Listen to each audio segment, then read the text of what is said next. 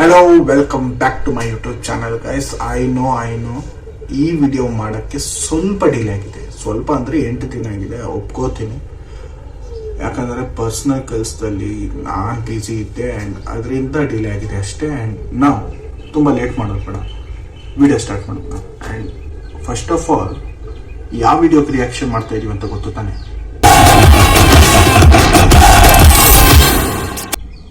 S, David. So ಈ movie ನಮ್ಮ challenging star Darshan ಅವ್ರದ್ದು. ಆ್ಯಂಡ್ ತುಂಬ ಏನು ಇನ್ಫಾರ್ಮೇಷನ್ ಕೊಟ್ಟಿಲ್ಲ ಯಾರ್ಯಾರಿದ್ದಾರೆ ಅಂತ. ಸೊ ಸ್ಟಾರ್ಟ್ ಮಾಡಿಬಿಡೋಣ, ಆಮೇಲೆ ಮಾತಾಡೋಣ.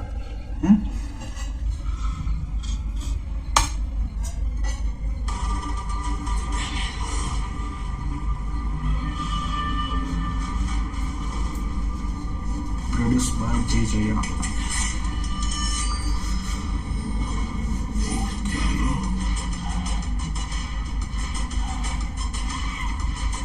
ಚಕ್ರವರ್ತಿ ಥರ ಯಾವುದೋ ಕ್ಲಬ್ಬಲ್ಲಿ ಸೀನ್ ಇದೆ.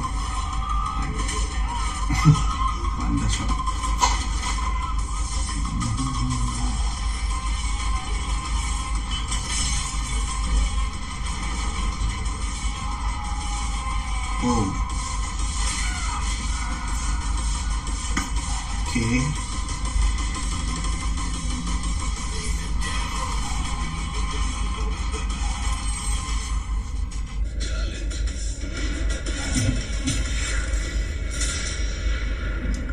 Happy birthday challenging star Darshan.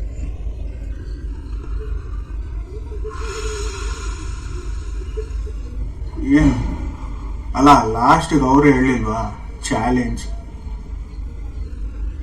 ಅದರಲ್ಲೇ ಅರ್ಥ ಇದೆಯಲ್ಲ.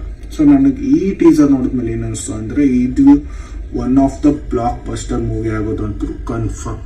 ವಿಜುವಲ್ಸು ಆ್ಯಂಡ್ ಆ ಮ್ಯೂಸಿಕ್ಕು, ಬಿ ಜಿ ಎಮ್, ವಾ ಬಿ ಜಿ ಎಮ್ ಅಲ್ಲ, ಅವರು ಒಂದು ಸೀನ್ ಅಂತಾರಲ್ವ. ಯಾಕಂದರೆ ಆ ವಿಜುವಲ್ಸು, ಆ ಬಾಡಿ ಲ್ಯಾಂಗ್ವೇಜು, ಅದೇ ಹಿಂಗೆ ಇಟ್ಕೊಂಡು ಯಾವನಾದರೂ ಬೇರೆಯವರಾದರೂ ಫೇಕ್ ಅನಿಸುತ್ತೆ. ಬಟ್ ಆ ಪರ್ಸ್ನಾಲಿಟಿ, ಆ ಹೈಟು ಇರೋದ್ರಿಂದ ಅವರು ಹಂಗೆ ಎತ್ಕೊಂಡ್ರು ಓಕೆ, ಈ ಮನುಷ್ಯ ಎತ್ಕೋಬೋದಪ್ಪ ಹಂಗೆ ಅಂತ ಅನಿಸುತ್ತಲ್ವ. ಮೂವಿ ರಿಲೀಸ್ ಆದಮೇಲೆ ಏನಾಗುತ್ತೆ ಅಂತ ಒಂದು ವಿಜುವಲ್ ಹೇಳ್ಬಿಡ್ತೀವಿ. ಸಾರಥಿ ರಿಲೀಸ್ ಆಯಿತು. ಇವಾಗ ಡೆವಿಲ್ ರಿಲೀಸ್ ಆದಮೇಲೆ ಸೆಲೆಬ್ರೇಷನ್ ಹೆಂಗಿರುತ್ತೆ ಅಂದರೆ ಡಬಲ್. ಯಾಕಂದರೆ ಒಬ್ಬ ಆ್ಯಕ್ಟರ್ ಅಂತ ಬಂದರೆ ಅವ್ರ ಪರ್ಸ್ನಲ್ ಲೈಫ್ ಬೇರೆ ಇರುತ್ತೆ, ಪ್ರೊಫೆಷ್ನಲ್ ಲೈಫ್ ಬೇರೆ. ಅವರ ಪರ್ಸ್ನಲ್ ಲೈಫಲ್ಲಿ ಏನಾಗಿದೆಯೋ ಅದು ನಮಗೆ ಬೇಕಾಗಿಲ್ಲ. ಆ್ಯಸ್ ಅ ಕನ್ನಡ ಆಡಿಯನ್ಸ್ ನಾನು ಪರ್ಸ್ನಲ್ ನನಗೆ ಬೇಕಾಗಿಲ್ಲ.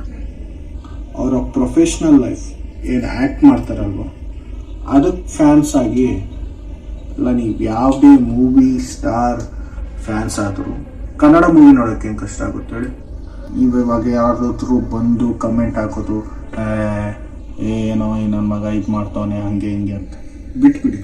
ಯಾಕಂದರೆ ಇವಾಗ ಇಂಡಸ್ಟ್ರಿ ಅಂತ ಬಂದರೆ ಕನ್ನಡನೇ ಫಸ್ಟ್ ಅಲ್ವಾ, ನಮಗೆ ಬೇರೆಯವ್ರಿಗೆ ಗೊತ್ತಿಲ್ಲ. ಆ್ಯಂಡ್ ಜಾಸ್ತಿ ಮಾತಾಡೋದು ಬೇಡ, ಯಾಕಂದರೆ ಕನ್ನಡ ಮೂವಿ ಕೆಲಸ ಮಾತಾಡಿ, ನಾವು ಮಾತಾಡೋದು ಬೇಡ.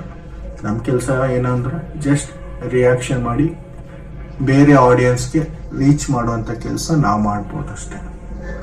ಸೊ ನೆಕ್ಸ್ಟ್ ವಿಡಿಯೋ ಬರೋವರೆಗೂ ಕನ್ನಡ ಮೂವೀಸ್ ನೋಡಿ, ಕನ್ನಡ ಮಾತಾಡಿ, ಕನ್ನಡ ಬರ್ದೇ ಇರೋರಿಗೆ ಕನ್ನಡ ಹೇಳ್ಕೊಡಿ ಅಂತ ಹೇಳ್ತಾ ನೆಕ್ಸ್ಟ್ ವಿಡಿಯೋದಲ್ಲಿ ಸಿಗೋಣ. ಆ್ಯಂಡ್ ಅಲ್ಲಿವರೆಗೂ ಬಾಯ್.